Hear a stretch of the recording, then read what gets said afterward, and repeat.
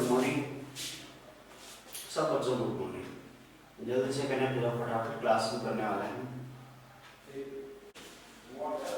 आगे बढ़ते हैं प्रॉपर्टीज ऑफ डिटरमिनेंट।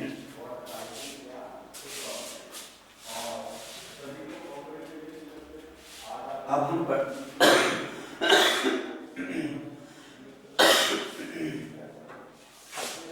हम प्रॉपर्टी फॉलो करते हैं डिटरमिनेंट की।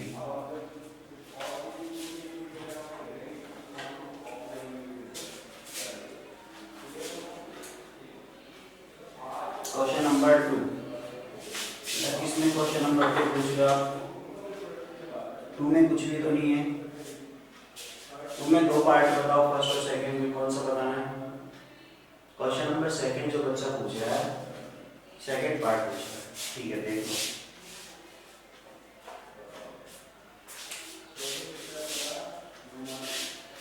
ये है आपका x² और x+1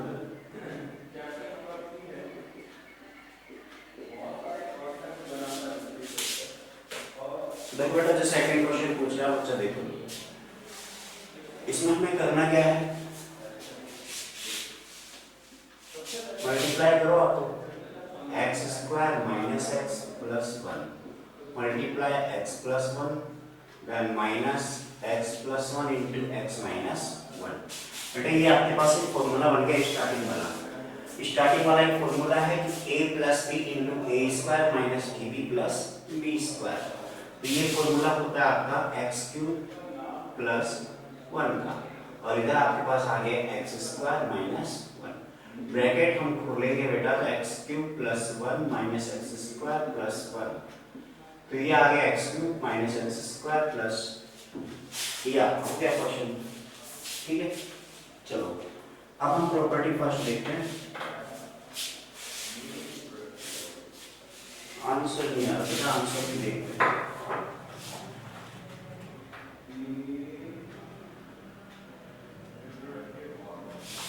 आंसर ही तो है ये बेटा। बेटा आंसर सही आ रहा है। अब आप लोग को दिखता अलग है तो मैं क्या करूँ उसमें? दिखता नहीं होगा ढंग से। हाँ बेटा, नीलम, हिम्मत, पूजा, ईशिता, मीना, सोनी करे स्टार्ट अभी।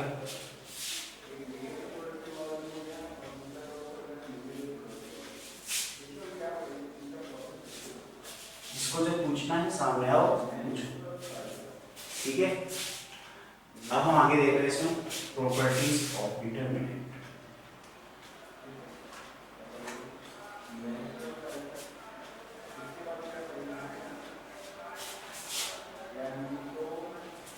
इसकी प्रॉपर्टी देखते हैं बेटा। फर्स्ट वाली प्रॉपर्टी क्या है? Property number first. इसकी जो फर्स्ट प्रॉपर्टी है वो ये है बेटा, अगर आप लोग किसी भी डिटरमिनेंट को, अगर आप लोग किसी भी डिटरमिनेंट की वैल्यू निकालते हैं, जैसे कि मान लो डेल्टा दिया हुआ, वैल्यू ऑफ डिटरमिनेंट वो क्या रहती है? अनचेंज। कब? व्हेन रो कॉलम, ये साइन है इंटरचेंज का। जो मैंने एरो में दोनों साइड लगाया रो, बीच में साइन लाइन लगा के, इसका मतलब है कि अगर आप रो को कॉलम में कन्वर्ट कर दें, जितनी भी रो हैं और जितने भी कॉलम हैं सभी को रो में कन्वर्ट कर दें, तो जो डिटरमिनेंट की वैल्यू है वो अनचेंज्ड रहती है। कैसे? देखो, अगर मान लो कि आपके पास ये दिया हुआ है, जैसे देखो A B C D E F G H I, ऐसे ये दिया हुआ है, सबको दिख रहा है यहाँ तक। तो जैसे जो लिखा हुआ है बेटा, अगर इसकी वैल्यू आप निकालोगे एक्सपेंड करके इसको, तो कुछ ना कुछ तो आएगी। मान लेते हैं कुछ भी आ गई, x आ गई, ठीक है, जो भी वैल्यू आएगी, नंबर होंगे तो नंबर में आएगी, तो जो भी वैल्यू आएगी वही वैल्यू होगी अगर आप इसमें रो और कॉलम को इंटरचेंज कर दें। फर्स्ट रो को फर्स्ट कॉलम बना दे, सेकेंड रो को आप सेकेंड कॉलम बना दे, ऐसे। आगे मेरी बात समझ में बेटा, अगर हम जो फर्स्ट रो है इसको फर्स्ट कॉलम बना दिया, सेकेंड रो है उसको सेकेंड कॉलम बना दिया, थर्ड रो है उसको थर्ड कॉलम बना दिया, तो इसका मतलब अगर आप रो और कॉलम को इंटरचेंज करते हो, इसकी वैल्यू और इसकी वैल्यू दोनों की दोनों क्या रहेंगी, सेम रहेंगी। फॉर एग्जांपल आपके पास दे रखा है एग्जांपल नंबर 6, एग्जांपल नंबर 6 इसी का है।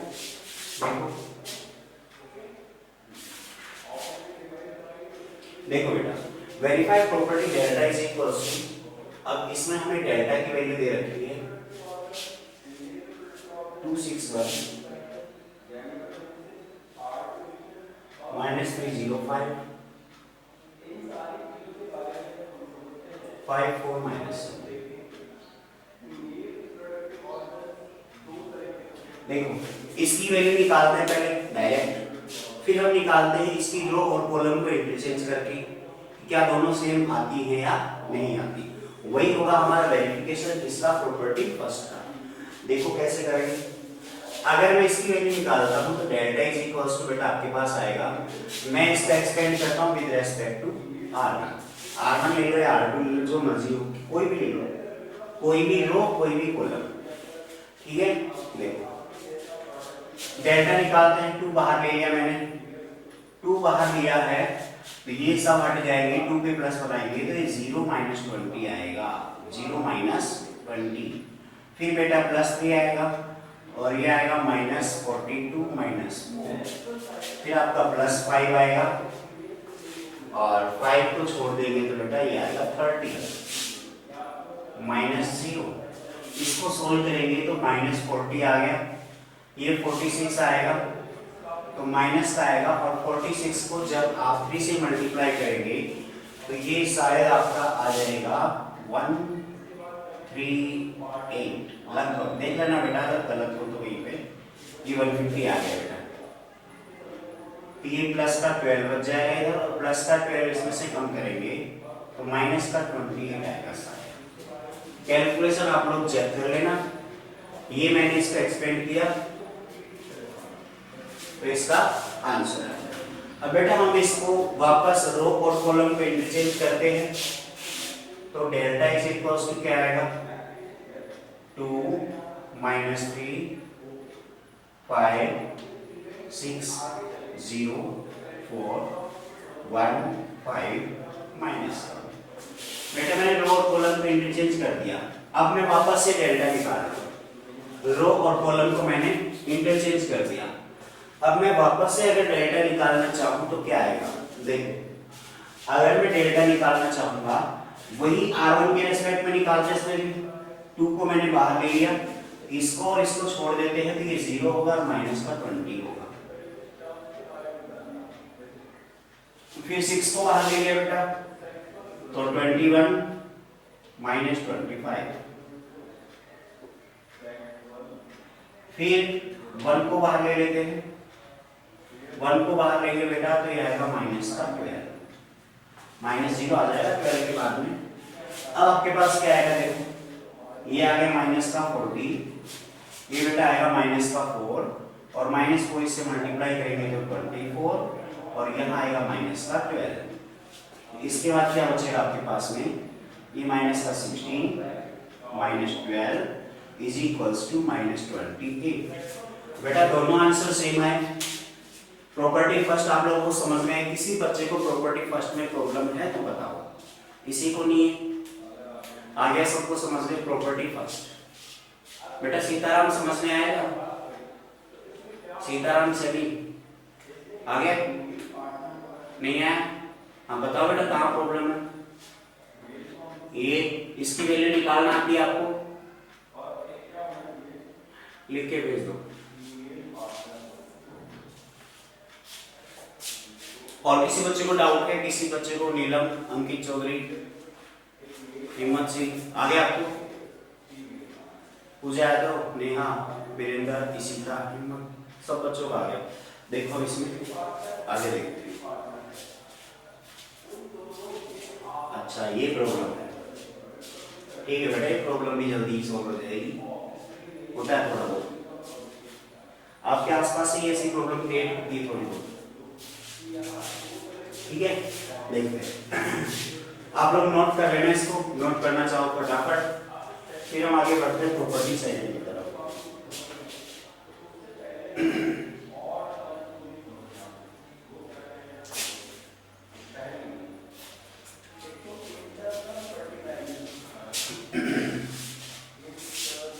Property number second, property first क्या थी, रो और कॉलम सारे के सारे हमने इंटरचेंज कर दिए थे। प्रॉपर्टी सेकेंड क्या है बेटा, प्रॉपर्टी नंबर सेकेंड क्या है, 2 rows और 2 columns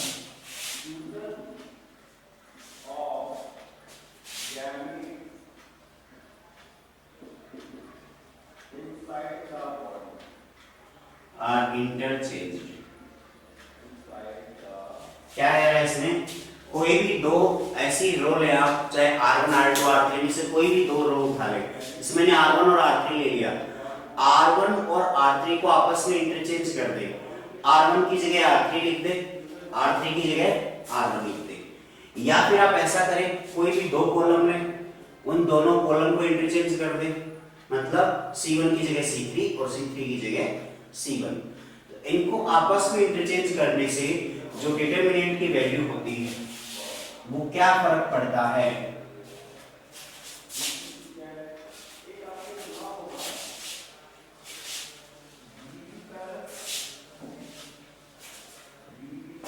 इस पे फर्क पड़ता है बेटा, साइन ऑफ डिटरमिनेंट चेंज, जो डिटरमिनेंट का साइन है वो चेंज होता है। अगर इंटरचेंज करने से पहले आंसर प्लस का आता है तो इंटरचेंज करने के बाद आंसर माइनस का आएगा, बाकी जो न्यूमेरिक वैल्यू है वो सेम टू सेम रहेगी, ऐसे कैसे आएगी न्यूमेरिक वैल्यू, उसमें कोई फर्क नहीं पड़ेगा। जैसे मान लेते हैं बेटा कोई डेल्टा है आपके पास और इसमें लिखा है ABC DE F, इसकी वैल्यू मान लो x आ गई, x दिख रहा है सब बच्चों को, बेटा मुझे x दिख रहा है, इसी का x नहीं दिख रहा, यहाँ तक दिख रहा है GHI वाला, GHI की नहीं दिख रही, मान लेते हैं कि इसकी वैल्यू आ गई आपके पास, सोल्व करने के बाद x आ गई, ठीक है। अब मैं इनको इंटरचेंज करता हूं, तो इंटरचेंज करने के बाद जैसे डेल्टा क्या आएगा, अब देखो ABC को हटा के मैं मान लो कि फर्स्ट रो को रो 3 में लिख देता हूं, तो रो 3 की जगह क्या आ जाएगा GHI, सेकेंड रो को हम छेड़ ही नहीं रहे, तो इसका जो आंसर आएगा वो -x आएगा। अब आ गया समझ में, प्रॉपर्टी सेटिंग क्या कहती है कि अगर आप कोई भी दो रो या दो कॉलम को इंटरचेंज करते हैं आपस में, आंसर में क्या फर्क पड़ता है, माइनस का फर्क पड़ता है, कोई फर्क नहीं पड़ता इसके अलावा, ठीक है। चलो आगे बढ़ते हैं, इसका भी एग्जांपल होगा आपके पास है, बिल्कुल है, एग्जांपल नंबर 7। आ जाओ बेटा एग्जांपल नंबर 7 पे। एग्जांपल 6 नोट कर लिया आपने, वीरेंद्र कुमार एग्जांपल 6 नोट कर लिया, ठीक है। सीताराम आपने,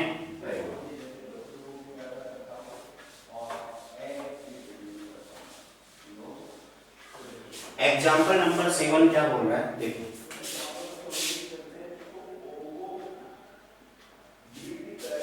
एग्जाम्पल 7 में बोला है डेल्टा दे रखा आपका वही है, वापस जो एग्जाम्पल 6 किया है ना आपने वही है, मैंने रफ भी कर दिया, कोई बात नहीं, आपने लिख रखा होगा एग्जाम्पल 6 लिखा हुआ है सबने, ठीक है।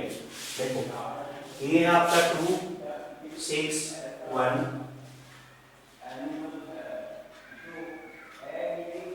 -3 0 5 5 4 7, इसको अगर हम एक्सपेंड करें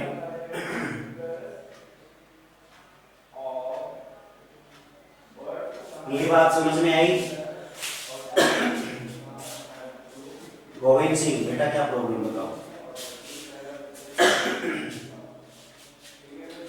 डेल्टा दे रखा है ये एग्जांपल 6 की है, जो एग्जांपल 6 में दिया था सेम क्वेश्चन है।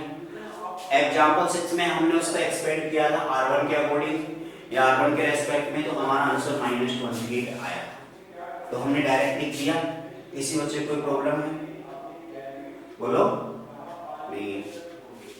ठीक है, आगे देखो अब इसमें। अब मैं क्या करता हूं कि इसको इंटरचेंज करते हैं। जो रो 1 है या कॉलम, बताओ किसको करेंगे? मैं R2 और R3 को आपस में इंटरचेंज कर लेता हूँ। R1 को कर लो या R2 को कर लो, किसी को भी कर लो जो आपका मन करे। पर ये ध्यान रखना, रो को करते हो तो रो के साथ ही करना है, कॉलम को कॉलम के साथ ही करना है इंटरचेंज, तभी माइनस का फर्क पड़ेगा, अदरवाइज आंसर कुछ और आएगा। तो देखो डेल्टा क्या आएगा? R1 की जगह R2 लिख दे 6 0 4, R2 की जगह R1 लिख दे 2 -3 5 एंड 1 5 7। अब इसका आंसर क्या आएगा? वही R1 के रेस्पेक्ट में इसको एक्सपेंड करते हैं। R1 में आपके पास क्या है? 6 0 4, 6 को बाहर लिया मैंने, तो ये आ गया आपका -21 -25। फिर हम क्या करते हैं? 0 बाहर लेते हैं, 0 से कोई फर्क नहीं पड़ेगा। फिर 4 बाहर ले लेते हैं, फिर 10 + 3 13। इतना आ गया बेटा। बेटा समझ में आ रहा है ना कि क्या लिखा है मैंने? मंजू समझ में आ रहा है? बिल्कुल शाबाश। देखो इसके बाद इसको सोल्व करते हैं। फिर -21 और -25, ये बेटा आपके पास आ गया 46 नेगेटिव। फिर आपके पास आ गया 52। तो ये आंसर आएगा बेटा। कैलकुलेशन मिस्टेक हो गई तो देख लेना बेटा, लग रहा है मुझे ऐसा कि कहीं पे मिस्टेक कर दी है।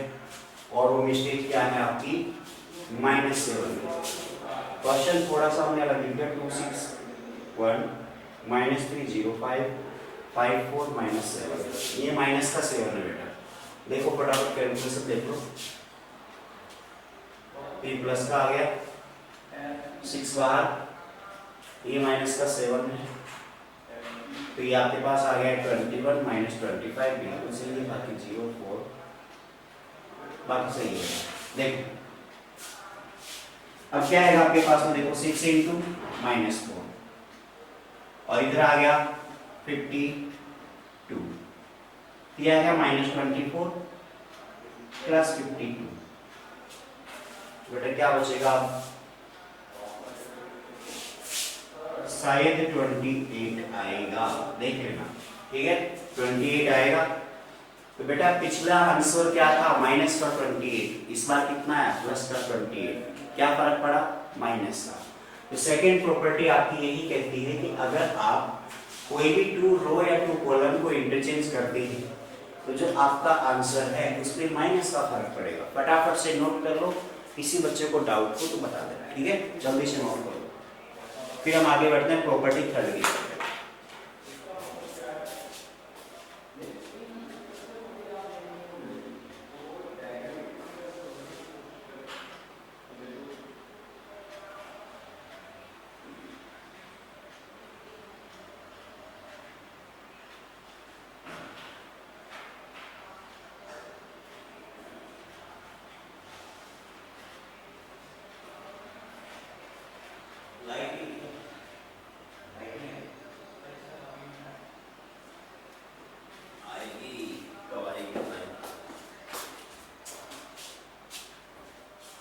बेटा आप लोगों ने नोट कर लिया है? नोट कर लिया तो नेक्स्ट प्रॉपर्टी की तरफ बढ़े। वीरेंद्र, सीताराम, इशिता, पूजा, नेहा, अंकित, जितने बच्चे हैं, क्या आप लोगों ने नोट कर लिया है? बताओ। फिर हम आगे बढ़ते हैं प्रॉपर्टी नंबर थर्ड की तरफ।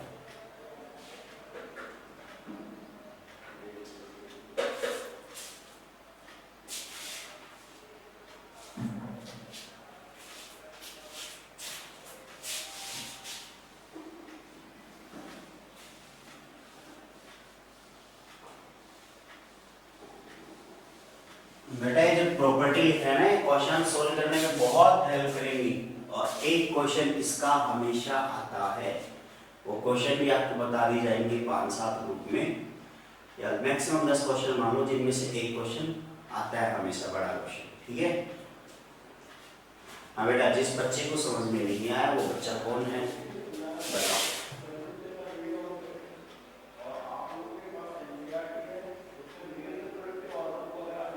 गोविंद सिंह तंवर। गोविंद जी, आप यू समझ में नहीं आया जिसको गोविंद, वेयर आर यू, कहाँ हो बेटा? ऐसे करने से कुछ नहीं होता। क्या नहीं आया बताओ फटाफट।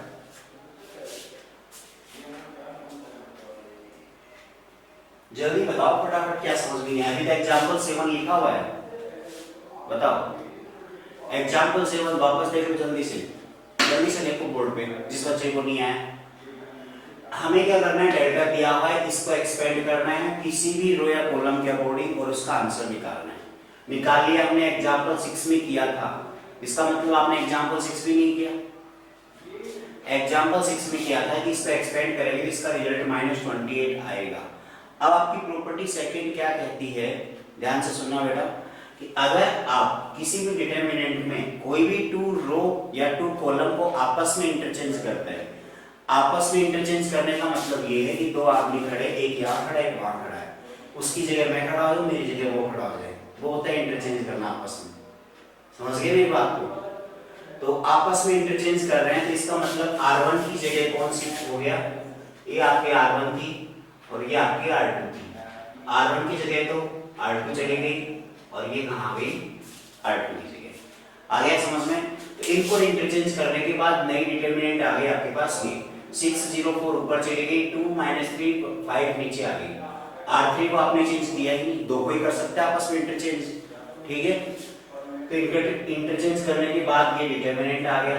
अब फिर कह रहा है कि चेंज करने के बाद आपके पास जो डिटरमिनेंट आया है उसकी वैल्यू निकालो, क्या आती है उसकी जो वैल्यू निकालोगे एक्सपेंड करके, उसकी वैल्यू वही आएगी नंबर में तो जो पहले आई थी, लेकिन प्लस माइनस का फर्क पड़ेगा, साइन चेंज हो जाएगा, प्लस है तो माइनस हो जाएगा, माइनस है तो प्लस हो जाएगा। बेटा गोविंद सिंह, गोविंद जी आया समझ में? नहीं आया?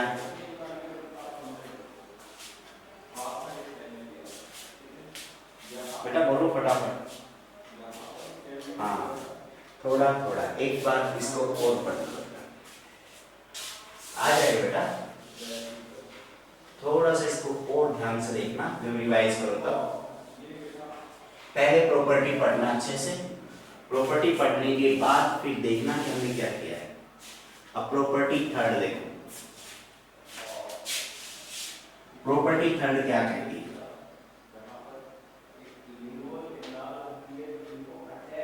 if any 2 row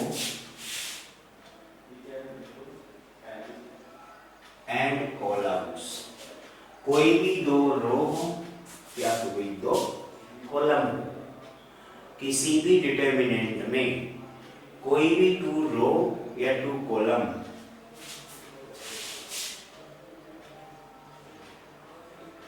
of determinant are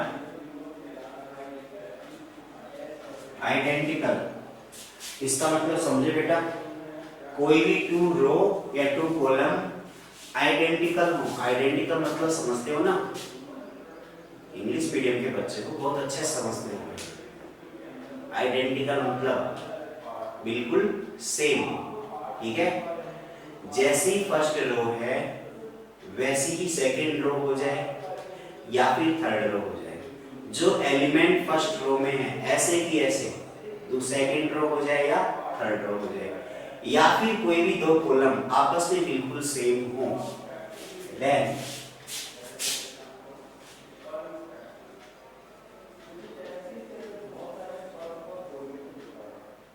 value of determinant is 0। उसी केस में आपका जो डिटरमिनेंट है उसकी वैल्यू क्या आएगी, 0 आएगी।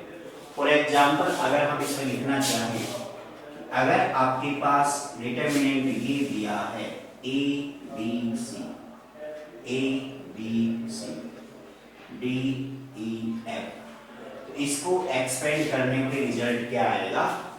0 आएगा। इसको एक्सपेंड करने पे रिजल्ट क्या आएगा? 0 आएगा। दिख तो रहा है सबको नीचे तक? Very good.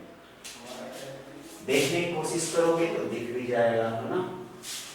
एग्जाम्पल नंबर 8 देखो,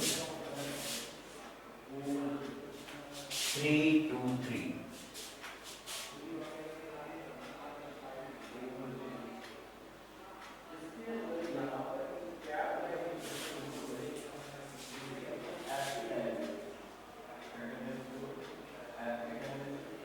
इसका रिजल्ट क्या आएगा? तो हम प्रॉपर्टी थर्ड को वेरीफाई करते हैं, और वेरीफाई कैसे करेंगे? देख लो, इसमें हम देख रहे हैं साफ साफ कि जो रो 1 है वही रो 3 है या नहीं है? दोनों की दोनों बिल्कुल सेम है। सेम है मतलब आइडेंटिकल है, और अगर ये आइडेंटिकल हैं तो इसका रिजल्ट क्या आना चाहिए? फिर 0 आना चाहिए। अब हम इसका एक्सपेंड करते हैं, रिजल्ट 0 आएगा या नहीं आएगा? 3 को हम बाहर रख लेते हैं, तो ये आ गया आपके पास 6 - 6। फिर 2 को बाहर रख लेते हैं, 2 को बाहर रखने के बाद आ गया आपके पास 6 - 9। फिर मैंने 3 को बाहर रख लिया, 4 - 6, यही तो आएगा बेटा। तो फर्स्ट वाला एलिमेंट कैलकुलेशन आएगी आपके पास 0, फिर ये आ गया आपके पास -3, तो ये +6 आ गया, यहाँ आएगा -2, तो ये -6 आ गया। क्या आया? 0 आया। आया समझ में बेटा? 0 कैसे आएगा? क्या सभी बच्चों को समझ में आई प्रॉपर्टी थर्ड? आ गई बेटा? प्रॉपर्टी थर्ड आपको समझ में आ गई है तो फटाफट इसको नोट कर ले। जिस बच्चे को नहीं आई है, डाउट है तो बता दे, ठीक है? सीताराम समझ में आया? मिस्टर सीताराम सैनी आ गया? Very good. पूजा यादव नहीं? अंकित, वीरेंद्र, नीलम नहीं आया?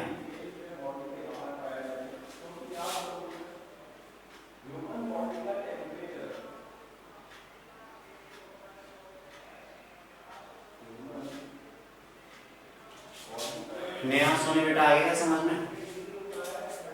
आ गया? चलो प्रॉपर्टी नंबर 4 पे आ जाओ।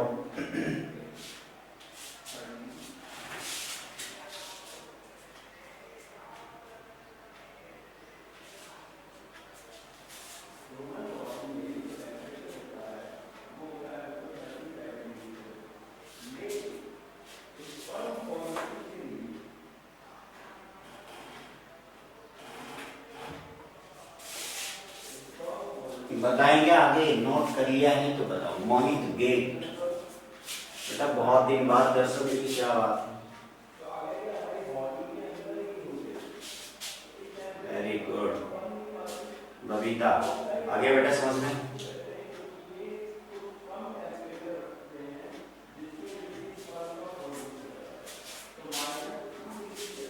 मोहित गेट बेटा, पंखा धीरे करो, मेरी आवाज नहीं आ रही है, पंखा तेज चला रहा है।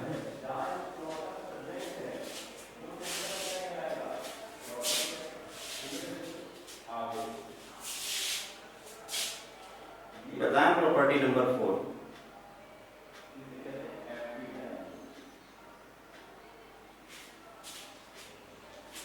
प्रॉपर्टी 4 बताएं, बता देते हैं सब।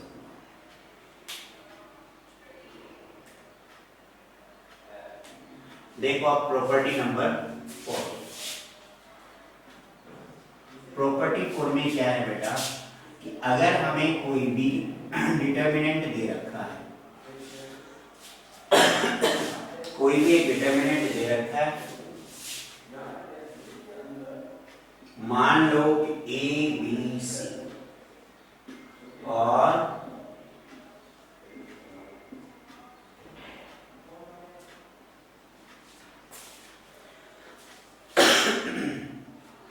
प्रॉपर्टी 4 में क्या है बेटा? देखो अगर आपको क्या दिया हुआ है, इसमें एक डिटरमिनेंट दिया हुआ है जिसको एक्सपेंड करने पे आपके पास x आता है, कोई भी रिजल्ट आ जाता है, ठीक है। तो वो रिजल्ट आने के बाद हमें इस प्रॉपर्टी 4 के अकॉर्डिंग ये देखना है कि अगर आप इसमें किसी भी रो या किसी भी कॉलम को, ध्यान से सुनना, किसी भी एक सिंगल रो को या किसी भी सिंगल कॉलम को जिसमें 3-3 एलिमेंट हैं, उन तीनों एलिमेंट को अगर आप किसी नंबर से मल्टीप्लाई करते हो, किसी एक ही नंबर से मल्टीप्लाई करते हो, फॉर एग्जाम्पल अगर मैं यहाँ पे रो 1 के एलिमेंट हैं उनको अगर k से मल्टीप्लाई करूं तो ये आएगा। रो 1 के एलिमेंट को अगर मैं k से मल्टीप्लाई करता हूं तो क्या आएगा, k a k b and k c, यही आएगा। और सेकेंड रो और थर्ड रो को छेड़ता नहीं हूं, उनको ऐसे कैसे लिख देता हूं, d e f g h i, ये लिख दिया, ठीक है। एबीसीडी आ गई ना, आई तक तो सबको आ गई, इसके बाद भी करेंगे आगे।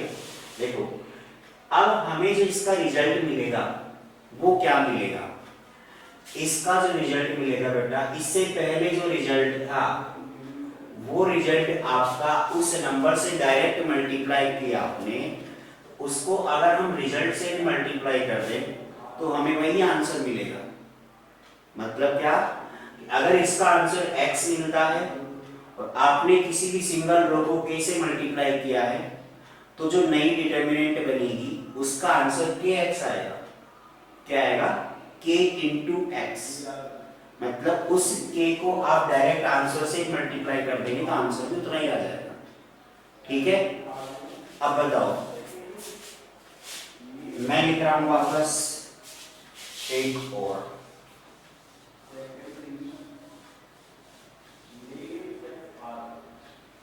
अगर मैं के ए के बी के सी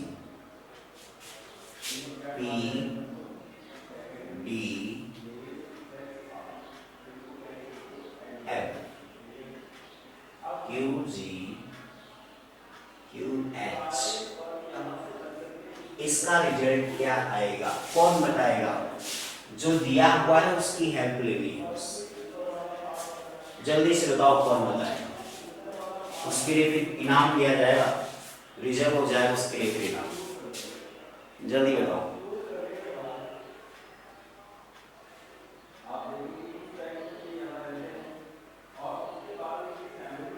बेटा नेहा सोनी बताओ, हिम्मत सिंह, हिम्मत मत हारना बस तुम, जल्दी से बताओ। हिम्मत हार गई तो काम नहीं चलेगा, जल्दी से बताओ।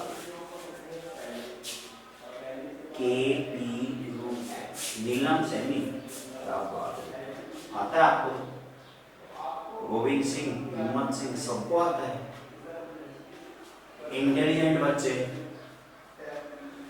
ऐसा तो नहीं है दोबारा पढ़ा रहा हूं आपको, या आपने पहले से पढ़ रखा हो, पहले से पढ़ा हुआ है बेटा, पहले से पढ़ा हुआ है क्या, अब जल्दी बताओ।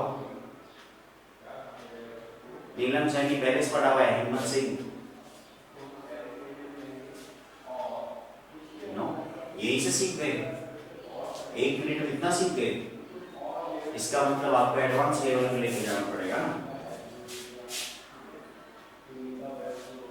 फिर तो आप लोगों को तैयारी करवानी पड़ेगी, इस बार जेईई मेंस भी निकालना आपको ना, निकाल दोगे, फिर निकाल दोगे, थोड़ी सी हेल्प मैं कर दूंगा, तो निकाल दोगे, निकल जाएगा बेटा, थोड़ी सी मेहनत करोगे तो निकल जाएगा, जेईई मेंस कोई बड़ी बात नहीं है।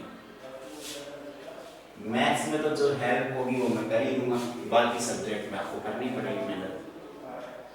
देखो फर्स्ट रो को आपको k से मल्टीप्लाई किया, सेकेंड रो को किससे मल्टीप्लाई किया, p से, तो जो x था रिजल्ट आपका वो एक सिंगल रो को जिस पर्टिकुलर एलिमेंट से आप मल्टीप्लाई करते हो वो एलिमेंट जाके रिजल्ट में मल्टीप्लाई हो जाएगा। तो इसका मतलब स्टार्टिंग से k आ गया, फिर सेकंड से t आ गया और q आ गया।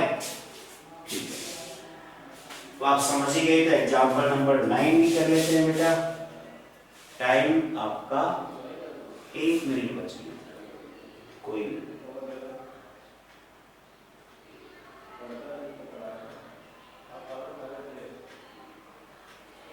बेटा एग्जाम्पल 8 तक मैंने बता दिया आप लोगों को। अब हम देखते हैं बेटा आगे एग्जाम्पल 9, 10, 11 ये बच रहे हैं आपके 12, 13, 14, 16 तक है। कोई बात नहीं, इसके तो क्वेश्चन भी नहीं है तुम्हारे करने लायक। इसमें जो भी है 4.2 ही है, ध्यान रखना। इम्पोर्टेंट भी है, अच्छी भी आपको साथ में पढ़ना है, ठीक है, अच्छे से कवर करना है। अब किसी बच्चे को यहाँ तक जितना पढ़ाया है वहाँ तक कोई डाउट हो तो पूछ लो बेटा। अगर कोई डाउट ही नहीं है तो फिर मुझे भी कोई डाउट नहीं है कि आपको कोई डाउट है।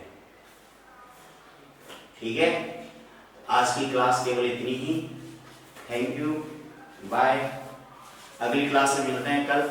इसको थोड़ा सा रिवाइज करके आ जाना बेटा, ठीक है। Thank you.